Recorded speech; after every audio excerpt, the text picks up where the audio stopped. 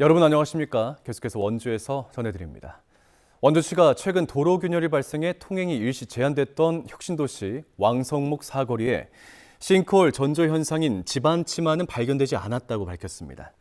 원주시는 현장 조사 결과 해당 구간의 상하수도나 도시가스관 등 지하시설물로 인한 집안 침하와 도로 파손은 없는 것으로 확인했다고 설명했습니다.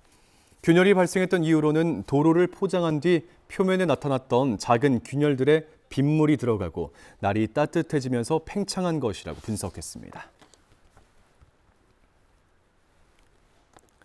장애인을 비롯한 원주 시민들의 이동권 보장을 위한 무장애 도시 조성 필요성이 강조됐습니다.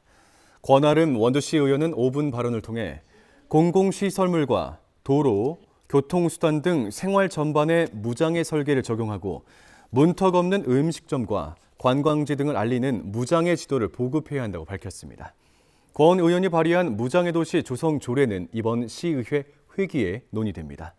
한편 심영미 원주시 의원은 이달 초 열린 무장애 도시 포럼에서 공무원들이 강제적으로 참석에 동원된 정황이 있다며 무장애 도시 시작은 보여주기식 참여나 동원이 아닌 진정성이라고 지적했습니다. 평창군이 행정안전부가 주관하는 2025년 생활권 단위 로컬 브랜딩 활성화 사업에 최종 선정됐습니다. 평창군은 특별교부세 3억 원 등 6억 원의 예산을 투입해 미타면을 중심으로 로드트립, 트레킹 거점 마을, 미탄 아웃도어 빌리지를 조성할 계획입니다. 올해 연말까지 백패킹, 캠핑 베이스 캠프, 웰컴 센터 등 핵심 인프라를 구축하고 코스 개발과 중장기 계획도 수립합니다. 평창군 미타면은 청옥산과 600마지기 등 천혜의 자연환경을 갖추고 있고 지방정원 조성이 진행 중이어서 이번 로컬 브랜딩 활성화 사업을 통해 시너지 효과가 기대됩니다. 원주시가 탈성매매 여성의 자활 지원 방안을 보다 촘촘하게 마련하기 위해 LH와 업무 협약을 체결했습니다. 원주시와 LH 강원지역본부는 탈성매매 여성에게 LH 임대주택 입주 기회를 제공해 주거 안정과 사회 복귀의 밑거름이 되도록 돕는 내용의 업무 협약을 체결했습니다.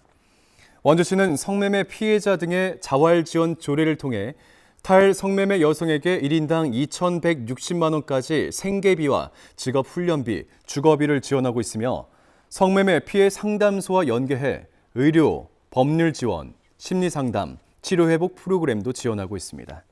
현재 학성동 성매매 집결지 힘의촌에 운영 중인 성매매 업소 수는 21곳, 종사자 수는 20여 명으로 감소세를 기록하고 있습니다.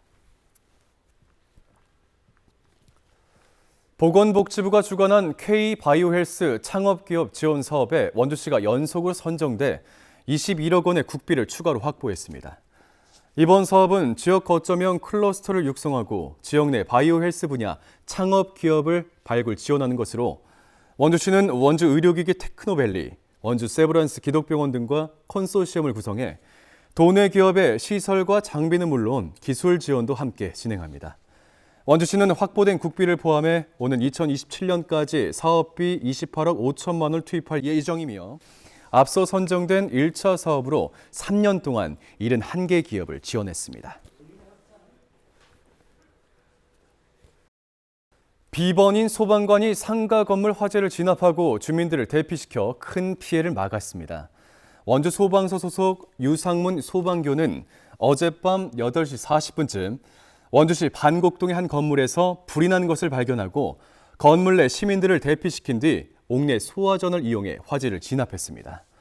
횡성에선 화재 진압에 적극적으로 나서 화재 확산을 막은 주민 3명에게 표창이 수여됐습니다. 김영희 씨와 조필기 씨는 지난달 15일 청일면 속실리에서 발생한 산림 화재를, 안영진 씨는 지난 1일 둔내면 삽교리에서 발생한 화재를 발견하고 초기 진화를 벌여 대형 피해를 막았습니다. 뉴스를 마칩니다. 고맙습니다.